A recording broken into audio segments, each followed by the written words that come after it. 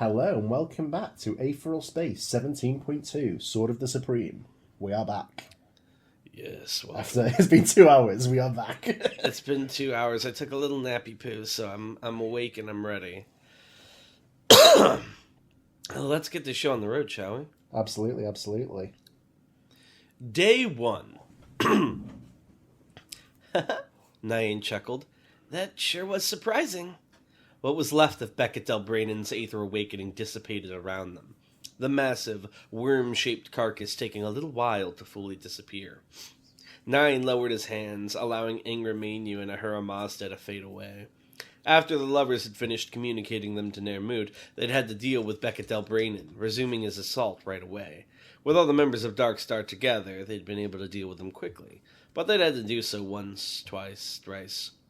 Now at last, it seemed, his spite had burnt itself out. Nyan squatted down, looking the massive skull in the eyes had unraveled, string by aetheral string. Human hatred truly was an astounding thing.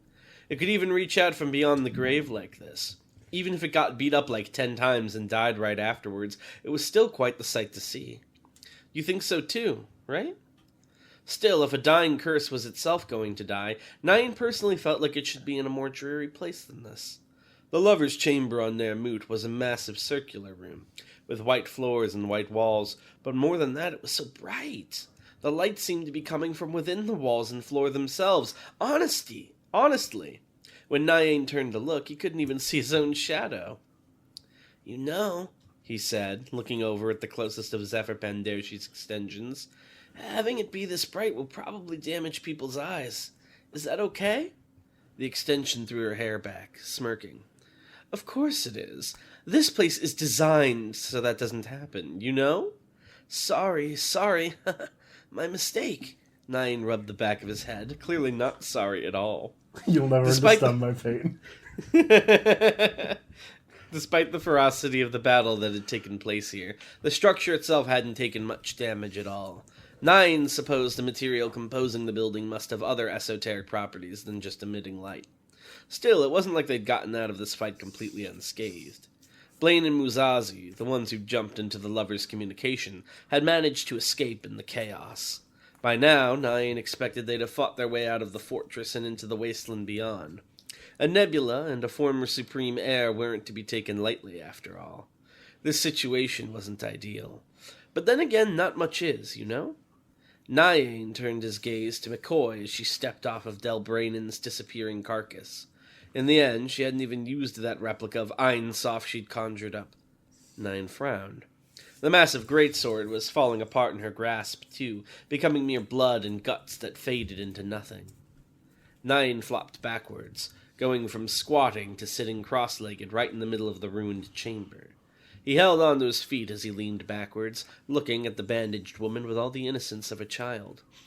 Was it really a good idea to waste so many corpses like that, McCoy?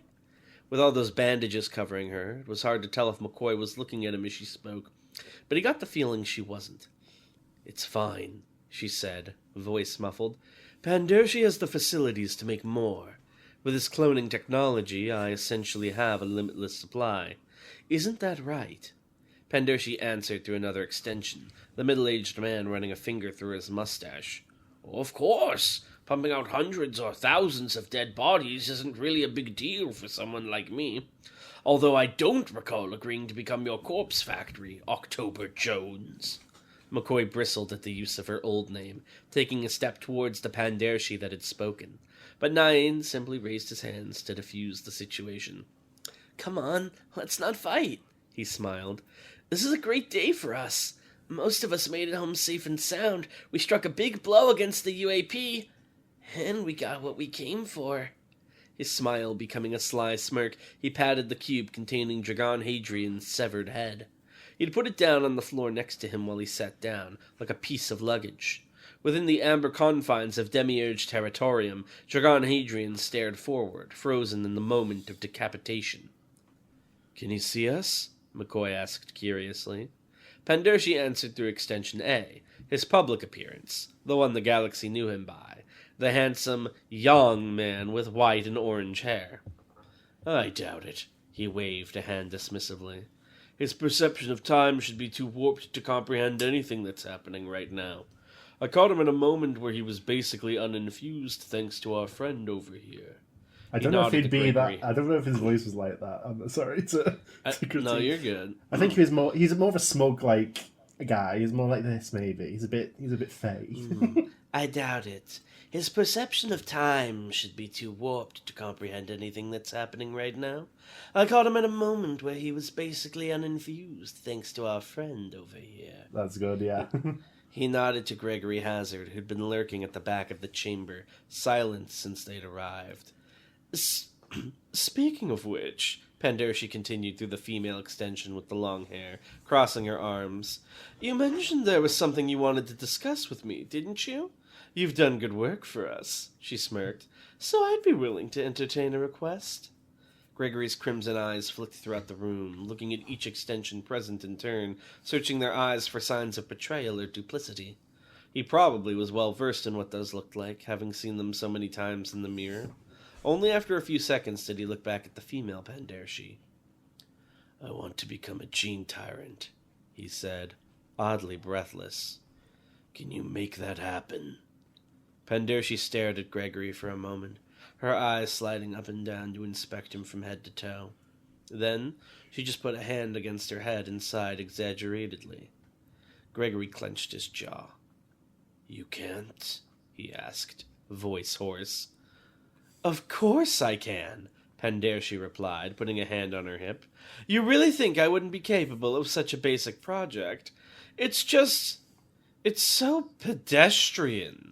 The gene tyrants are a failed branch of evolution. I simply can't understand why you'd want to become something that's already been proven worthless. So you can do it? Gregory rushed forward, planting his hands on Pandershi's shoulders, an intense gleam suddenly in his eyes. Were you not listening a second ago? Pandershi rolled her eyes. I said, of course I can. Just like that, with the emphasis on course. I'm already halfway there with some uninteresting projects I put down in the past. I'm sure I could dust them off and put something together for you. By the way, could you not touch me, please? Unimpressed, Pandershi reached up and pushed Gregory's hands off of her shoulders. The white-clad traitor looked over at Nyane. If I'm helping you out from now on, he said seriously, I want proper compensation. Nyane smiled. Of course. Zephyr, could you make that happen, please? I know you don't find the idea of becoming a gene tyrant particularly engaging, but we all have our own personalities and dreams, right? That's what makes people so wonderful. Won't you help Gregory with his dreams for me? Pandershi twirled a lock of hair around her finger. Fine, don't misunderstand. I'm not putting myself out there or anything. It won't be difficult for me. I'd be very surprised if it was, Nyane laughed. Standing up, he tucked Hadrian's head cube under his arm. Well, since that's squared away, shall we get the ritual? Where's Noelle? Nyane's smile faded, turning into a frown. Now it was his turn to sigh. When he looked over his shoulder at the doors that had just opened, it was with the annoyed glare of someone reminded of a particularly boring chore they had to take care of. Sorry, what? He asked. The last missing member of their little band had found his way to the arrival chamber. Rayanj Patel stood in the doorway, looking this way and that, ignoring Nyane. It was obvious what he was looking for. For a moment his eyes fixed hopefully onto the unconscious Aklaima, slung over one of Pandershi's shoulders, and were quickly disappointed. When he finally cast his gaze back to Nyane, he asked once again, Where's Noelle? Nyane groaned. It's a little late to be doing this, don't you think? What are you? You joined Darkstar to keep Noelle safe, right? You wanted to stay by her side and make sure nothing bad happened to her? I mean, that's what you tell yourself, but you've been running around with us for a good while now, and I've never actually seen you do anything to intervene. Did you think standing there and looking grim would be enough? Ranch's face turned a bright shade of red. What did you do to her? Me? Nyane pointed up at his own face, muck offended. I didn't do anything. You didn't either. She just got left behind on serendipity, that's all. Rayanch just stared at Nyane, eyes widening with horror. The kind of horror that tore its way into a man and emptied him out. Nyane continued. It's a pretty likely outcome of these sorts of excursions, you know? If you didn't want this to happen, you should have gone with us and not agreed to hold down the fort here. Actually, I take back that thing from before. If anything, you are the one who did something to her. Rayonch clenched his fists, ground his teeth, and glared at Nine with the fury of an exploding star. The horror hadn't lasted long, Nine noticed. He'd smothered it with boring anger. Bastard! Look, I don't want to be mean. Nine rubbed the bridge of his nose. But it's kind of a drag that you even exist.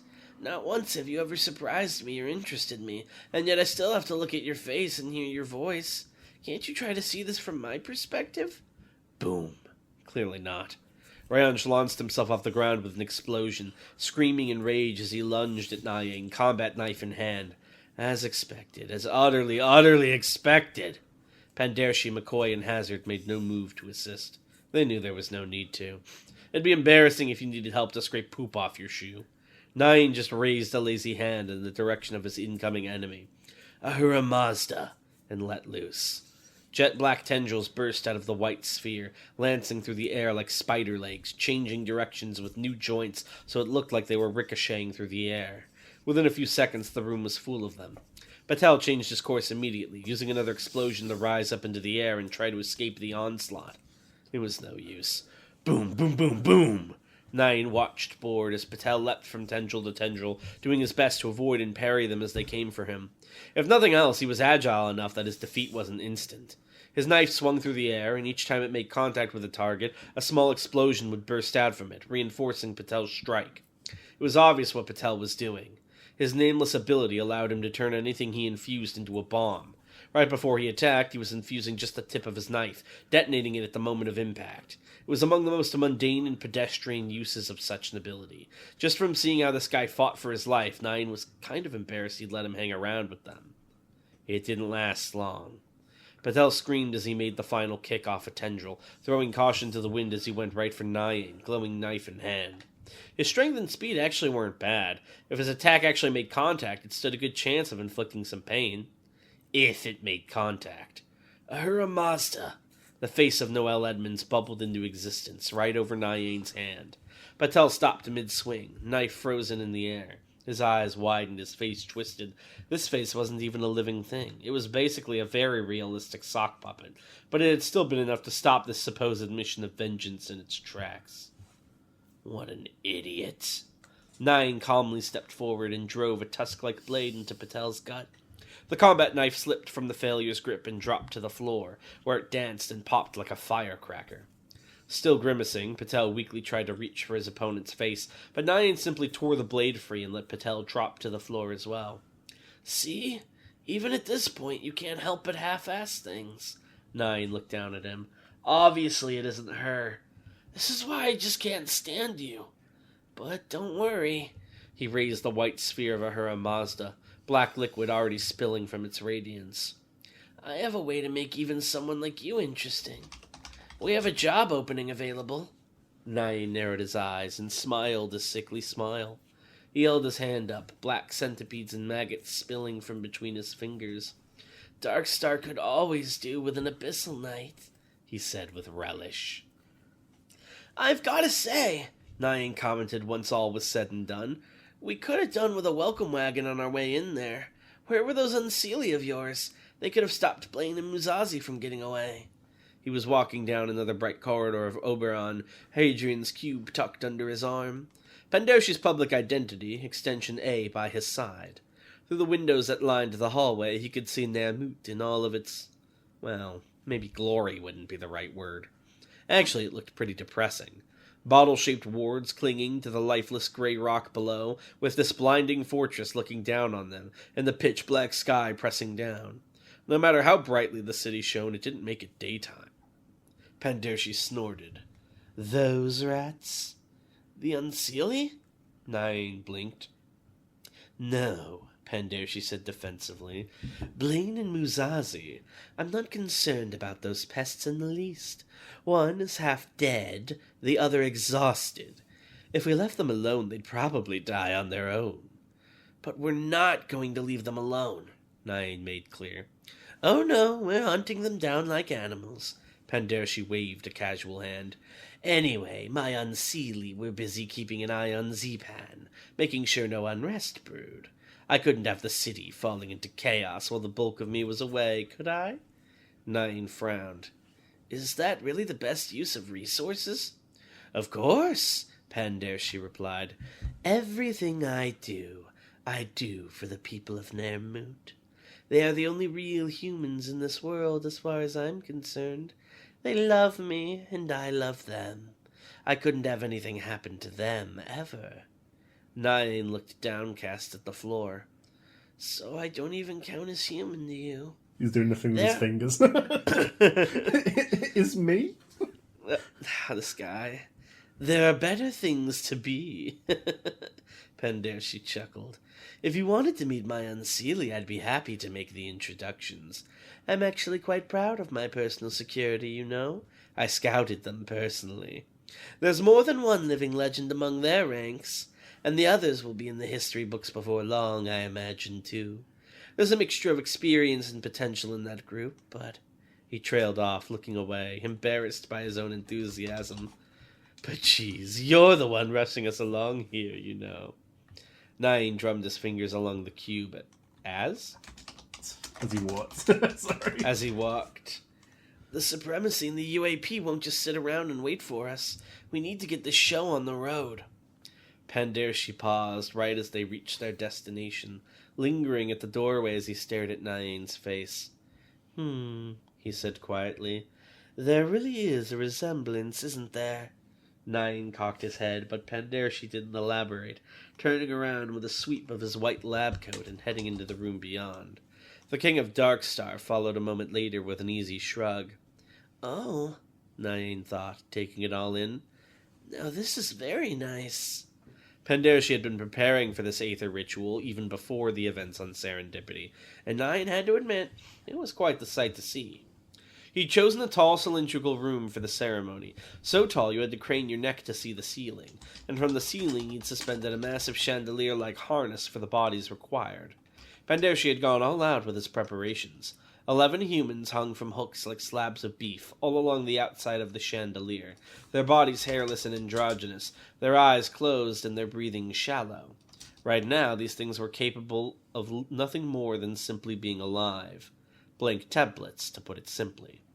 Pandershi had already been waiting for his Extension A to arrive with Nyan too, clearly. 8 more of his extensions were stationed around the perimeter of the chamber, young and old, male and female, identifiable as Pandershi around only by their distinctive white and orange hair.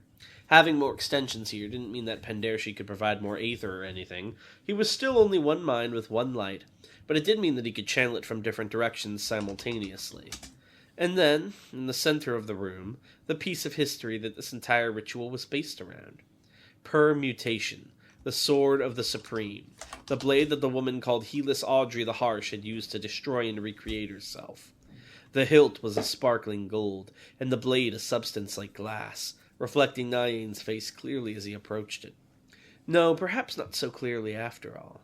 As light danced across the blade buried in the floor, the reflection changed with it. Nyan with a smile, Nyan with a frown, Nyan wearing an eye patch, Nyan on the verge of death, Nyan in the regalia of a supreme, Nyan in an automatic body, Nyan with light in his eyes. He frowned, stepping away at that last creepy one. Permutation was one of the masterpieces of the Maker Guild, designed and commissioned by Helis Audrey herself. Nyan didn't know how exactly Pandershi had gotten his hands on it, but he suspected there was a story there. Had he been preparing for something like this, even back then, or had it been another balm for his vanity? Pandershi's Extension A held out a hand, and Nyan passed over the head cube. Well, Pandershi smirked, balancing the cube on a finger as he looked into the unseeing eyes of Dragon Hadrian. We're not sure if you can hear us right now, Mr. Hadrian, but I feel I owe you an explanation of the matter in which you're going to cease existing. He turned the cube around so the head was facing the glimmering sword before it. Helis Audrey the Harsh, the famed supreme of iron, Pandershi began, had an ability called Divine Hindsight. If you've ever been interested in the history of past Supremes, I'm sure you've heard of it. It allowed her to change the history of an object she infused with her aether. By adjusting the course it had taken in the past, she was able to change the destination it had reached in the present, and in doing so, achieve an unparalleled level of alteration. It was all simulated, of course. The past didn't actually change, but if the results are the same, what does that matter? She could turn enemies into allies and weaklings into powerhouses. The most powerful use of this ability, though, she reserved for herself. He tucked Dragon's head under his arm, running an appreciative finger down the length of Permutation's reflective blade. Permutation, Pandershi purred. While it has its uses in combat, its primary function is as a possibility engine. When provided with a subject, in this case you, it will analyze that subject's history and determine the points at which it could have diverged. Then it will reconstruct those potential selves, their personalities, their physical attributes, even their abilities, and project them onto provided proxies. He waved his arm wide. Oh, Rip, the only one who decides what happens to him. This is not what's happening here. He waved his arm wide, indicating the hanging bodies all around. Strictly speaking, Helis Audrey used wooden puppets for that part, but I've spared no expense. Wait, isn't that what Ludwig Lanark did? Yeah, well, his things were different. He actually used wooden puppets as puppets. Oh. She was like, I've got this new other personality in me, but I don't want to make a guy. I'll put it in this. But I've spared no expense. The prelude to my apotheosis shouldn't be cheap, after all. Very soon these husks of meat will be you, all your days that could have been. There's one in particular we're looking for, but the rest of the chaff will have to be manifested as well. He tapped a button on his wrist, and there was a grinding sound as ports on the ceiling far above slid open, creating 11 holes exposed to the night sky above. Is it really necessary to scatter them like that? Nine frowned, cocking his head. Pandoshi answered from another extension rather than turning his head. The range is hard-coded, I'm afraid, she said. That's another reason I have the Unseelie out in the city, just in case one of the proxies ends up somewhere inconvenient. Extension 8 took Hadrian's head in both his hands, looking into those blank eyes again as he strolled towards Permutation, extending the cube. Who's talking right now? Pandoshi. Helis Audrey called this one-man survival of the fittest. She did it to herself twice, even. Your other selves will slaughter each other until only the one worthy to exist remains, and that will be the end of you, Pandoshi said softly. Your flesh will become its flesh. Your mind will become its mind. Existentially, I imagine that's pretty terrifying, but there's not much you can do about it as a head. Amber aether began to crackle from 8 different bodies, strobing throughout the room. Pandoshi smiled. So long, Dragon Hadrian. I'll see you again in your next life. He put the cube down right atop the sword's hilt. As one, the 8 extensions around the perimeter of the room blasted their aether directly into Permutation, activating the ritual. A high-pitched shrieking rang out from the vibrating blade, and the image reflected and it changed once more. Now it wasn't showing Nyan at all. Now it was showing Dragon Hadrian, his eyes wide in terror, a terrible understanding of his situation clear on his face. Nyan waved at him cheerfully, but Hadrian didn't wave back.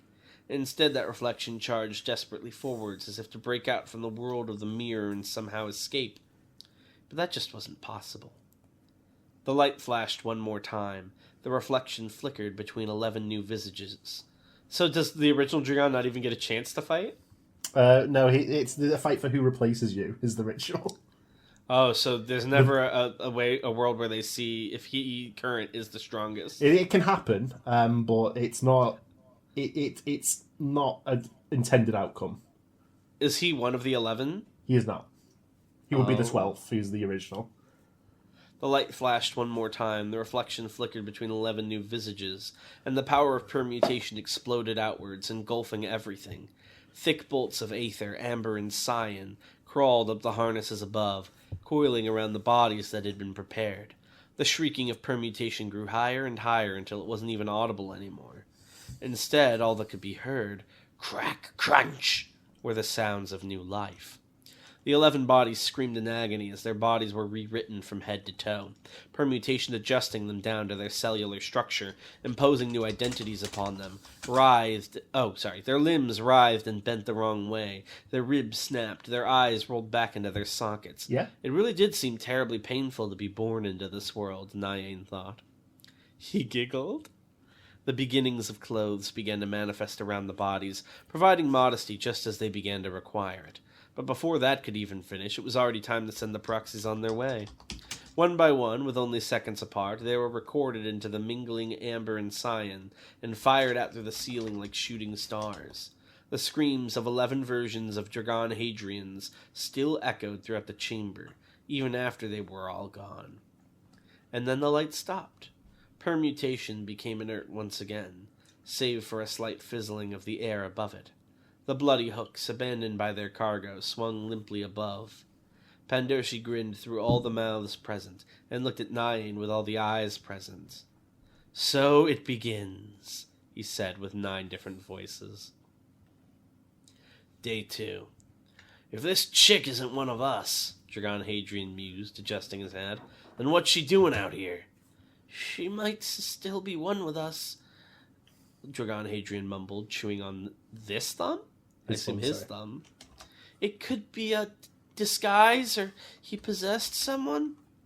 "As I stated earlier," Dragon Hadrian said, his face blank as he floated in the sky, "I recognize that individual. That's Ruth Blaine." Ruth watched in stunned silence as above her 3 different versions of Dragon Hadrian spoke. There was no mistaking it. They were all Dragon. Or at least, they all looked like him. They all had the same face. Squatting over her, Dragon Hadrian continued chewing on his thumb. His disheveled hair was a deep black, and his staring eyes, drifting in and out of clarity, were a blood red. But there was no mistaking that face. There were heavy bags under his eyes, so heavy it looked like he hadn't slept for days, or maybe even weeks. He was wearing an unkempt dress shirt and pants, loose-fitting, and in the hand he wasn't chewing he held a penknife. Drops of blood dribbled down the blade. Clearly this was the one that had cut her. He kept mumbling. "Ruth Blaine, I don't know that. What's that mean?" The second Dragon Hadrian, the one wearing a white suit and fedora, oh no, this can't be the one that wins, sighed in exasperation. The worst Dragon. Put a hand to his forehead. This one was more like her Dragon. His hair was silver and his eyes were blue at least, but there was that nasty gleam in his eye that Ruth had never seen before. He too was holding something, but not a knife. Instead, he waved what looked like an old candlestick around as he spoke up towards his floating companion. "I hate to be coming from the same place as that freak." He jerked his head towards the squatting Hadrian. "But you say that name like I'm supposed to know what it means. Ruth Blaine? Who the fuck?" The third Dragon looked down on both of them. It would have been hard not to, because he was floating in the sky. He was wearing a flowing white and blue kimono that made him look like some kind of pale ghost, his hands and feet concealed by the long sleeves and hem.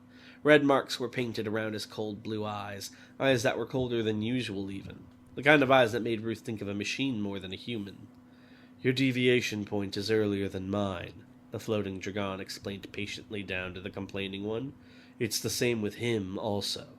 It's only natural that there are individuals I recognize that you do not. Ruth Blaine is an associate of our mainline equivalent. Most likely she would be his ally."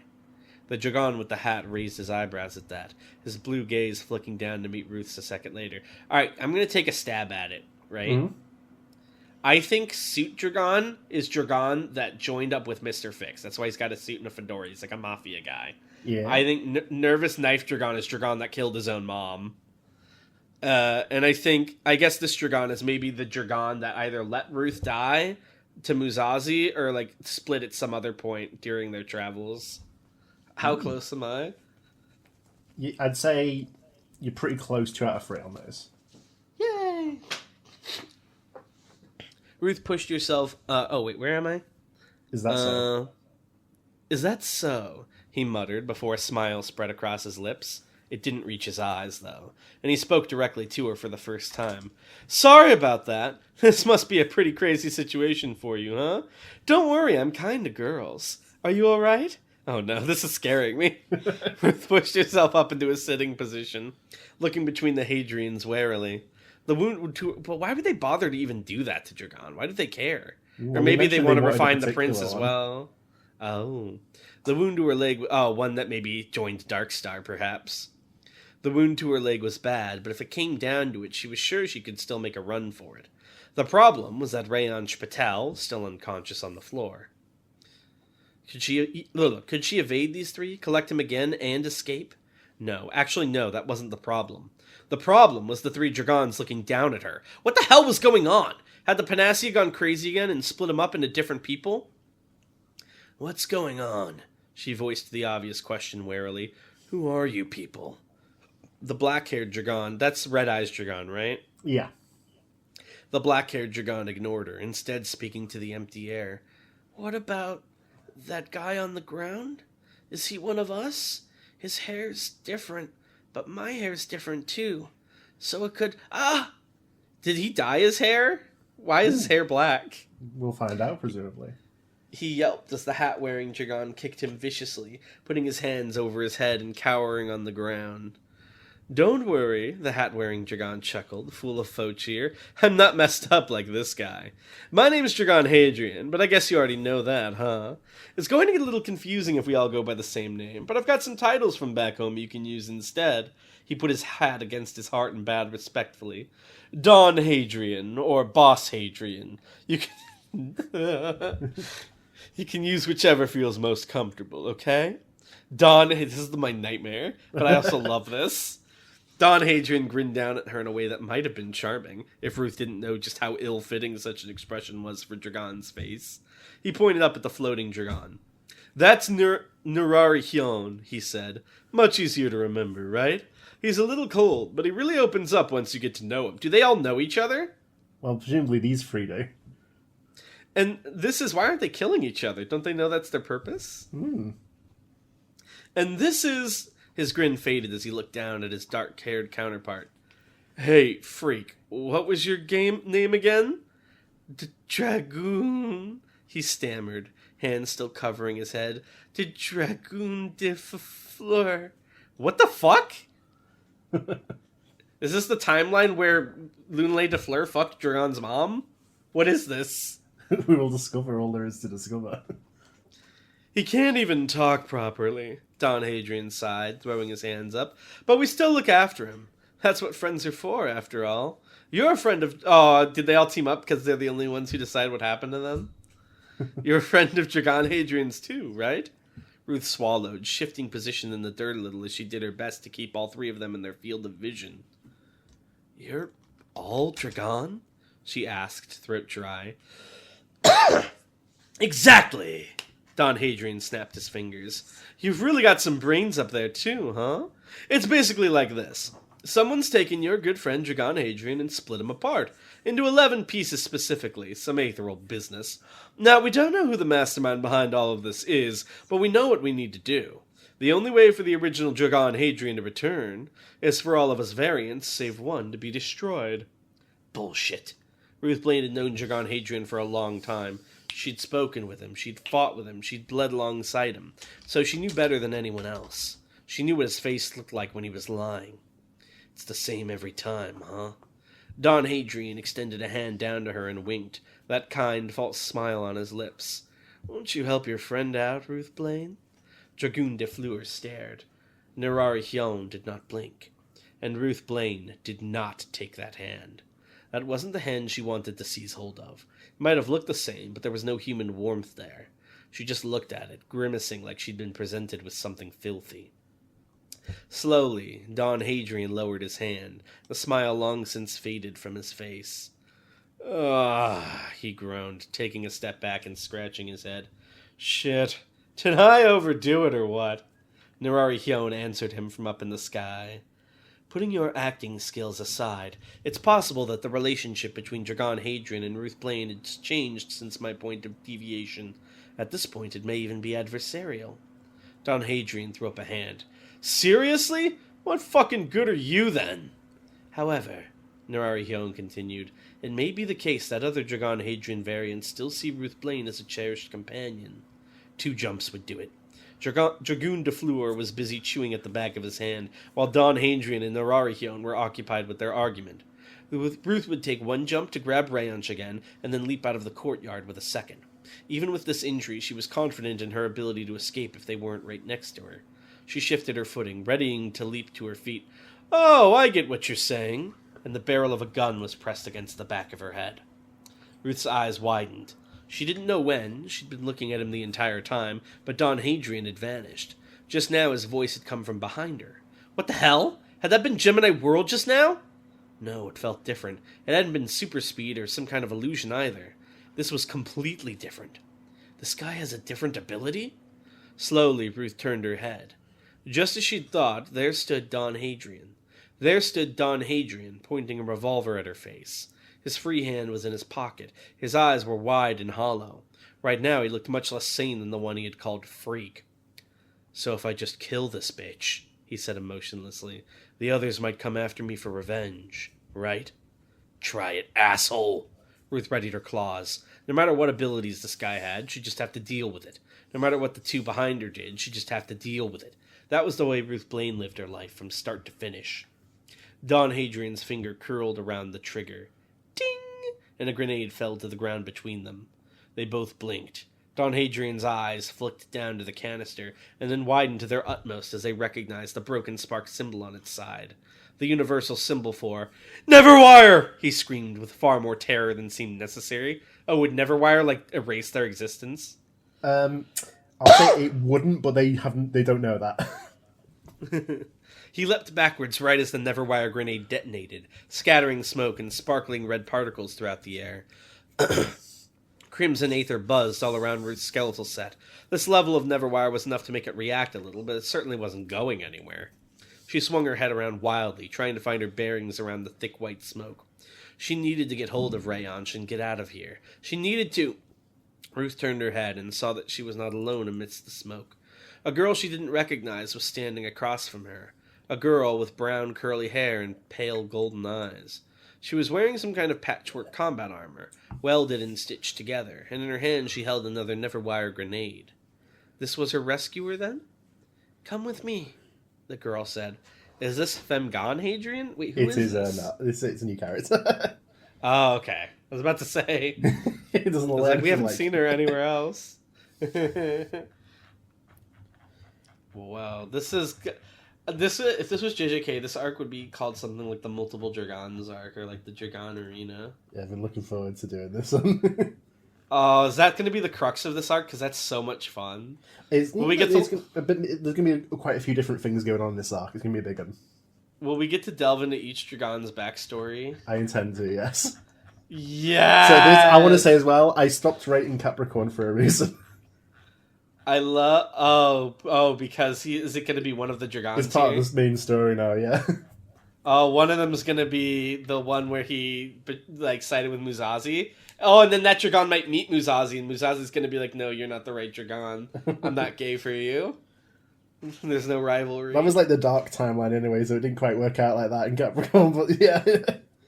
Oh, I will say, God. So there's 12 of them, including mainline Dragon, and I'll say mainline Dragon is Gemini, so it's a Zodiac sort of thing going on. Oh, they're all Zodiacs! So wait, which ones are these three? We'll find out. We'll find out in due time. But wait, that's fucked up because isn't Pan already the Capricorn? Or is there also a Dragon Capricorn? Usually Sagittarius. Or Pan Sagittarius. That's, which one's Pan? I forgot what her one was. Sagittarius. But there's a Sagittarius Dragon as well, right? Yeah. Alright. And is there any way main Dragon will get to exist? Or is he fucked? Well, like I said, it's not an intended outcome of the ritual. But it could happen if all the other fakers die. Oh, we'll see. We'll have to see. Oh, but there's going to be a really likable Dragon that we won't want to lose. Oh, there might even be several. I love fucking Dragoon de Fleur. What's his deal? Why is he related to the Baron Lunelay de Fleur? We will discover. All there is to know. I love that they all gave themselves stupid fucking names. What's Nararihion mean? Ooh. We'll discover what. Well, if you Google it, you might find out something, but I won't say it right here. Googling. I'm interested. Oh! Okay. Okay. Hold on. Oh, is this like Dragon that I think I know what happened. Can I say the guess or would it spoil What's your guess? My guess is this is the Dragon that absorbed a power in Arc 5 from the ship. Hmm. That's why he knows who Ruth is. Interesting. Alright, well, we got some questions. This arc is gonna blow everyone's minds, dude. I'm very excited for it. There's a lot of Dude, people are gonna have so much fun making up Dragon OCs. Are you kidding me? The Dragon War. Oh my god! That's so much fun! Okay. Rockshark asks, what's up with line of sight abilities like Quantum King and Unchained? It almost seems like those abilities work by teleporting the Aether directly to a location, then infusing and activating the ability. Well, generally, basically, it fires Aether out in all directions to infuse it, and then activates the effect upon the targets. Got you. Hawks asks, what is Mariloco's Aether core? Exhaustion. Weiser asks, when and where did the Aether Smith Prince host live? I'm not going to iron down. I would say it would have been after Helis Audrey's death, and they were involved in the Maker Guild. Mm-hmm. Lane asks, why doesn't regular infusion block Aether viruses or psychic abilities? If you know your enemy has a virus ability, can you reinforce your Aether so it can't penetrate? So the viruses are very tricky. It's like it's basically the equivalent. If the virus is very well made, it's going to get through normal infusion. You need to know it's coming generally to adapt against it with your defenses. Rurum asks, and a lot of psychic, but it depends as well with psychic abilities because there's basically two types of way that works. Actually, reading the brain, which is much more complicated, and you sort of defend against by infusing your brain and defending there, or ones that actually read your Aether, in which case infusion would only help that because it's just oh, thanks for the Aether, let me have a look. Well, also, doesn't Aether raw protect you from mind control and stuff? In the sense that you're infusing yourself, so it affects directly on your brain, yeah. But mind reading, I'd say, would be much, much easier than mind control. Yeah. Rurum asks, could the Prince transfer into Nebula 9 Luna? And if so, would the artificial body also break down like a biological one does if the Prince tries to transfer out? Yes and yes. The only requirement for having the Prince is having Aether. Rockshark asks, could Dragon heal people by lending them Pan for a bit, and could this bypass the Golden Hour rule? It wouldn't really be Dragon healing people, it'd be Pan doing it. But yeah. Could Pan be lent out, so to speak? Not so easily. Hawks asks, is Victory permadead, or did his consciousness go back to the spear after Ash killed him? So he went back to the spear, and then the spear also died. And then lastly, he's dead forever. Additionally, why did Jamilu have to go out like a chump? It was bad circumstances, it was a bad day, and he managed to get Victory killed in the end as well by making him hesitate. That's fucked up. What a Pyrrhic victory. Jamilu deserved better. Many people do. Alright, well thank you all for listening as always, and we'll see you next time. Bye! Bye!